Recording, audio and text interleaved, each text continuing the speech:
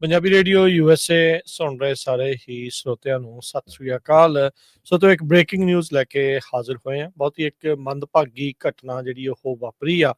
ਇਹ ਘਟਨਾ ਜਿਹੜੀ ਵਾਪਰੀ ਹੈ, ਇੱਕ ਹਾਦਸਾ ਹੋਇਆ ਆ ਅਮਰੀਕਨ 에ਅਰਲਾਈਨਸ ਦਾ ਜੈਟ, ਜਿਸ ਦੇ ਵਿੱਚ 64 ਜਾਣੇ ਸਵਾਰ ਸੀ, 64 ਸਵਾਰੀਆਂ ਸੀਗੀਆਂ।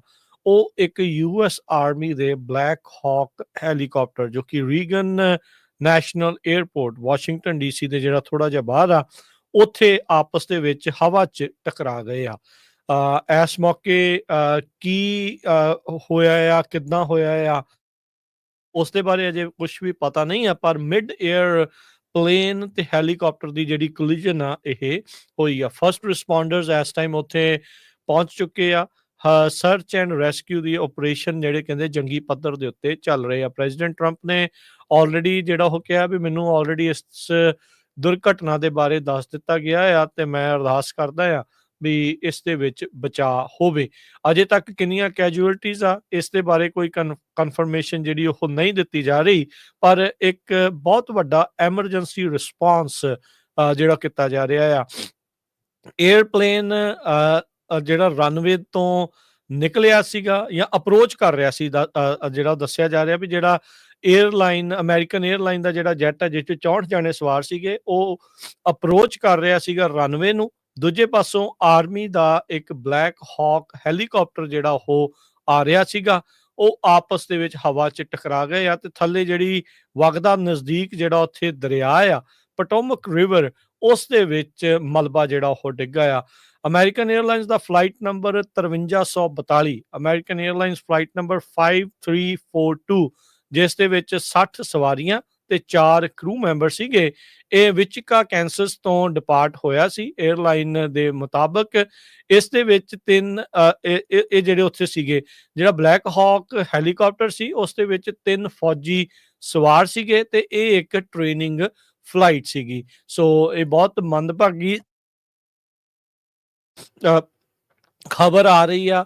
ਦੁਰਘਟਨਾ ਜਿਹੜੀ ਇਹ ਵਾਪਰੀ ਆ ਵਾਸ਼ਿੰਗਟਨ DC ਦੇ ਵਿੱਚ ਰੀਗਨ ਨੈਸ਼ਨਲ 에ਅਰਪੋਰਟ, ਉਸ ਦੇ ਰਨਵੇ ਦੇ ਨਜ਼ਦੀਕ ਜਿੱਥੇ ਜਹਾਜ਼ ਇੱਕ ਉਤਰਨ ਵਾਲਾ ਸੀ, ਉੱਥੇ US ਆਰਮੀ ਦੇ ਬਲੈਕ ਹਾਕ ਹੈਲੀਕਾਪਟਰ ਦੇ ਨਾਲ ਹਵਾ ਦੇ ਵਿੱਚ ਆਪਸ ਦੇ ਵਿੱਚ ਟਕਰਾ ਗਏ ਤੇ ਉਸ ਤੋਂ ਬਾਅਦ ਦੇ ਵਿੱਚ ਉੱਥੇ ਬਹੁਤ ਵੱਡਾ ਇੱਕ ਅੱਗ ਦਾ ਗੋਲਾ ਜਿਹੜਾ ਉਹ ਦੇਖਿਆ ਗਿਆ।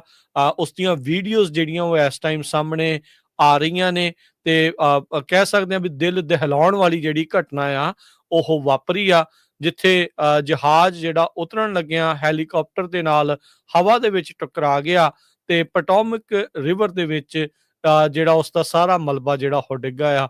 ਸੋ ਇਹ ਜਿਹੜੀ ਉਸ ਦੇ ਨਜ਼ਦੀਕ ਇੱਕ ਹੋਰ 에ਅਰਕ੍ਰਾਫਟ ਦੂਜੇ ਰਨਵੇ ਤੋਂ ਉਡਾਨ ਜਿਹੜੀ ਉਹ ਭਰ ਰਿਹਾ ਸੀ, ਉਹ ਲਾਗੋਂ ਦੀ ਜਿਹੜਾ ਉਹ ਲੰਘ ਗਿਆ, ਉਸ ਦਾ ਪੂਰੀ ਤਰ੍ਹਾਂ ਜਿਹੜਾ ਬਾਲ ਜਿਹੜਾ ਉਹ ਬਚਾਅ ਹੋ ਗਿਆ ਆ। ਸੋ ਇੱਕ ਹੋਰਿਫਿਕ ਮੂਮੈਂਟ ਜਿਹੜੀ ਉਹ ਆਈ ਆ, ਜਿੱਥੇ 3 ਫੌਜੀ ਉਸ ਜਹਾਜ਼ ਦੇ ਵਿੱਚ ਹੈਲੀਕਾਪਟਰ ਦੇ ਵਿੱਚ ਸਵਾਰ ਸੀ, 60 ਸਵਾਰੀਆਂ ਤੇ 4 ਕਰੂ ਮੈਂਬਰਸ ਦੇ ਨਾਲ ਅਮਰੀਕਨ 에ਅਰਲਾਈਨਸ ਫਲਾਈਟ 5342 ਉਹ ਹਾਦਸਾਗ੍ਰਸਤ ਹੋ ਗਈ ਆ। ਕੈਜੂਅਲਟੀਜ਼ ਕਿੰਨੀਆਂ ਆ ਉਸ ਦੇ ਬਾਰੇ ਕੁਝ ਵੀ ਪਤਾ ਨਹੀਂ ਆ, ਪਰ ਅਜੇ ਵੀ ਸਰਚ ਐਂਡ ਰੈਸਕਿਊ ਆਪਰੇਸ਼ਨ ਜਿਹੜੇ ਆ ਉਹ ਚੱਲ ਰਹੇ ਆ।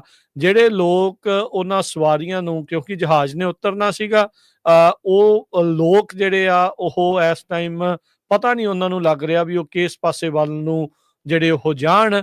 ਕਿ ਜਿਹੜੇ ਕੁਝ ਲੋਕ ਉੱਥੇ ਪਹੁੰਚੇ ਸੀ ਉਹਨਾਂ ਸਵਾਰੀਆਂ ਨੂੰ ਲੈਣ ਦੇ ਲਈ, ਕਹਿੰਦੇ ਵੀ ਅਸੀਂ ਅਰਦਾਸ ਕਰ ਰਹੇ ਹਾਂ ਵੀ ਸ਼ਾਇਦ ਦਰਿਆ ਦੇ ਵਿੱਚ ਜੇ ਡਿੱਗੇ ਹੋਣ, ਬਚਾਅ ਹੋ ਜਾਵੇ ਤਾਂ ਉਹ ਉਹਨਾਂ ਨੂੰ ਉੱਥੋਂ ਉਸ ਦੇ ਵਿੱਚੋਂ ਕੱਢ ਲਿਆ ਜਿਹੜਾ ਹੋ ਜਾਵੇ। ਸੋ ਟ੍ਰੇਨਿੰਗ ਫਲਾਈਟ ਸੀਗੀ ਉਸ ਹੈਲੀਕਾਪਟਰ ਦੀ, ਜੋ ਕਿ ਇਸ ਪੈਸੇਂਜਰ ਪਲੇਨ ਦੇ ਨਾਲ ਹਵਾ ਦੇ ਵਿੱਚ ਟਕਰਾ ਗਿਆ ਆ।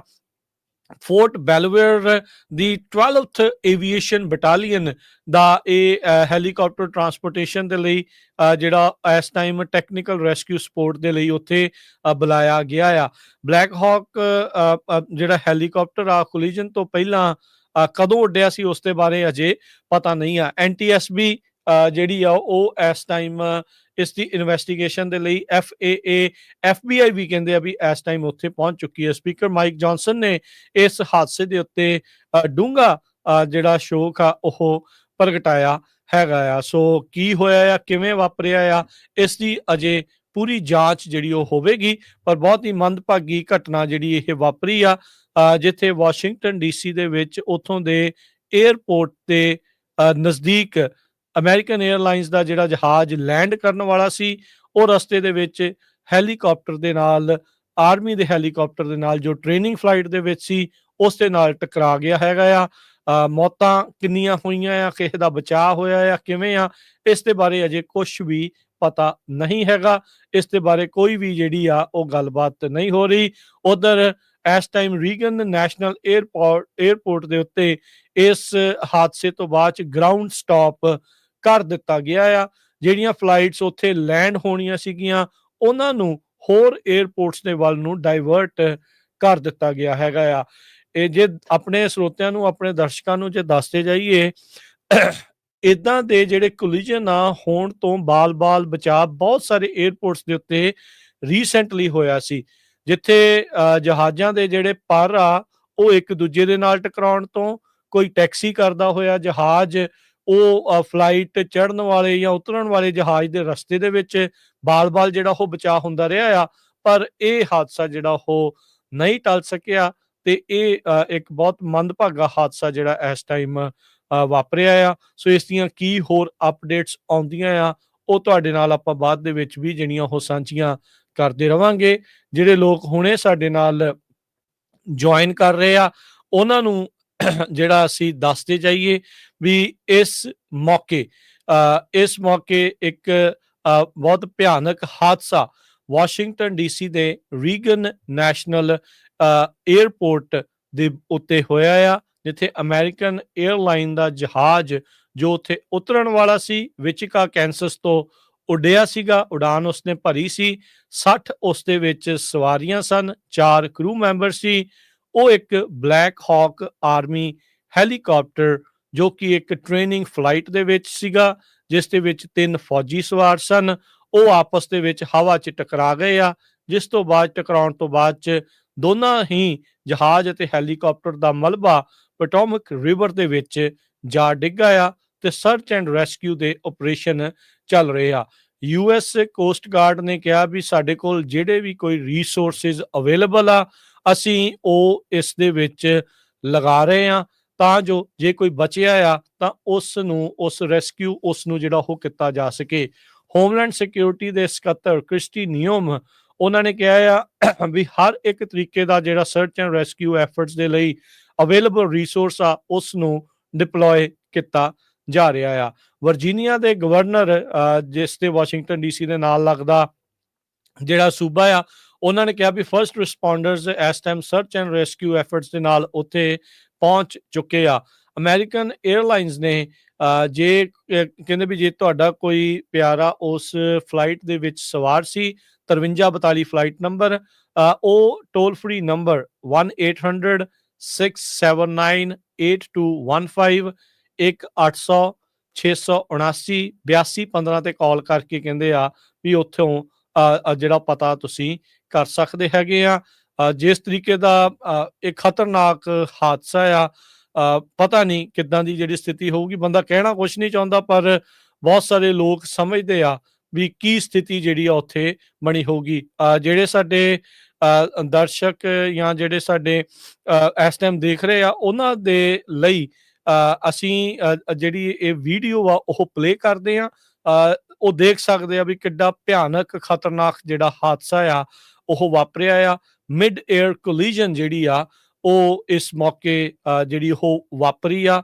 ਉਹ ਜਿਹੜੇ ਦੇਖਣ ਵਾਲੇ ਦਰਸ਼ਕ ਆ, ਉਹਨਾਂ ਦੇ ਲਈ ਅਸੀਂ ਜਿਹੜੀ ਉਹ ਇਸ ਟਾਈਮ ਪਲੇ ਕਰ ਰਹੇ ਹਾਂ। ਸੋ ਸੁਣਨ ਵਾਲਿਆਂ ਦੇ ਲਈ ਦੱਸਦੇ ਜਾਈਏ, ਅਮਰੀਕਨ 에ਅਰਲਾਈਨ ਦਾ ਇੱਕ ਛੋਟਾ ਜਹਾਜ਼ ਜਿਸ ਦੇ ਵਿੱਚ 60 ਸਵਾਰੀਆਂ ਸਮੇਤ 4 ਕਰੂ ਮੈਂਬਰ, ਕੁੱਲ 64 ਜਾਣੇ ਜਿਹੜੇ ਸਵਾਰ ਸੀਗੇ, ਉਹਨਾਂ ਦਾ ਹਾਦਸਾ ਇੱਕ ਆਰਮੀ ਦੇ 에ਅਰਕ੍ਰਾਫਟ, ਇੱਕ ਹੈਲੀਕਾਪਟਰ ਦੇ ਨਾਲ ਜਿਹੜਾ ਉਹ ਹੋਇਆ ਆ।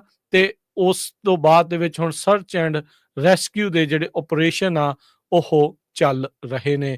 ਸੋ ਜਿਹੜੀ ਵੀਡੀਓ ਤੁਸੀਂ ਦੇਖ ਰਹੇ ਆ ਉਹਦੇ ਵਿੱਚ ਇਹ ਜਿਹੜਾ ਹਾਦਸਾ ਆ ਆਪਸ ਦੇ ਵਿੱਚ ਜਿਹੜੇ ਜਹਾਜ਼ ਆ ਉਹ ਟਕਰਾਉਂਦੇ ਹੋਏ ਨਜ਼ਰ ਆਉਂਦੇ ਆ।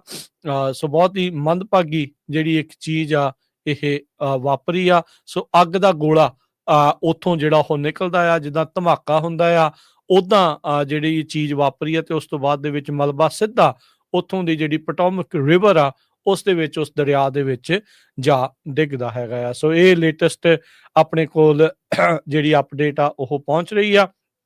ਸੋ ਹੋਪਫੁਲੀ ਬਚਾਅ ਹੋਵੇ ਲੋਕਾਂ ਦਾ, ਪਰ ਜਿੱਦਾਂ ਦਾ ਖਤਰਨਾਕ ਹਾਦਸਾ ਆ ਕੁਛ ਵੀ ਜਿਹੜਾ ਆ ਉਹ ਹੋਇਆ ਹੋ ਸਕਦਾ ਆ।